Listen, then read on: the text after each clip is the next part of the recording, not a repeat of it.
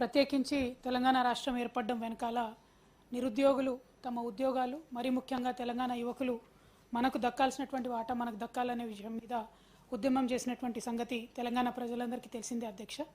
అయితే ఇప్పుడు ఏర్పడ్డటువంటి కొత్త ప్రభుత్వంలో అనేక నియామకాలు ఆంధ్ర ప్రాంతానికి సంబంధించినటువంటి అధికారులను చేయడం అనేటటువంటి విషయాన్ని మనం గమనిస్తూ వస్తున్నాం అధ్యక్ష. మరి ముఖ్యంగా municipal administration and urban development department ఏదైతే గౌరవ ముఖ్యమంత్రి రేవంత్ రెడ్డి గారి దగ్గర ఉన్నదో ఆ డిపార్ట్మెంట్లో నిన్న మొన్న జరిగిన అనామలీని మీ ద్వారా ప్రభుత్వం యొక్క దృష్టికి తీసుకురావడానికి నేను ప్రయత్నం చేస్తూ ఉన్నాను అధ్యక్ష. ఇందులో ఈ నెల 9వ తారీఖు నాడు మున్సిపల్ అడ్మినిస్ట్రేషన్ డిపార్ట్మెంట్ వాళ్ళు ఒక ఆర్డర్ ఇచ్చినారు అధ్యక్ష.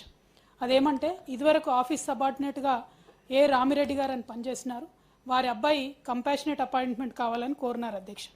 ఇందులో చాలా స్పష్టంగా వారి అబ్బాయి ఏ Raghunath Reddy garu has studied from 1st to 10th class at Kurnool district Andhra Pradesh and therefore his locus status is in Andhra Pradesh అని రాస్తూ కిందేమన్నారంటే వారు తెలంగాణ ప్రాంతం వారు కాకపోయినప్పటికీ ఇక్కడ ఉద్యోగం ఇవ్వాలి, దానికి రిలాక్సేషన్ ఇవ్వాలని చెప్పి ఇంజనీరింగ్ చీఫ్ గారు కోరారు. కాబట్టి మరి దానికి తగ్గట్టుగా 2007లో చేసినటువంటి ఒక జీవోని కోట్ చేస్తూ రిలాక్సేషన్ ఇవ్వడం జరిగింది అధ్యక్ష.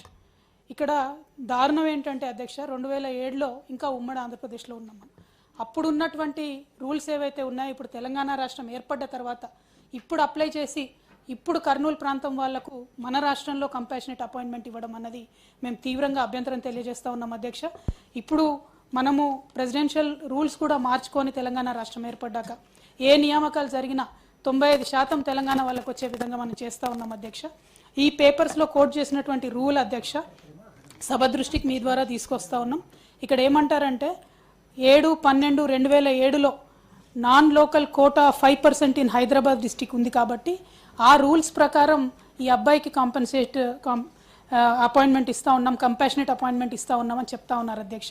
ఇది సంపూర్ణంగా విరుద్ధం అధ్యక్ష.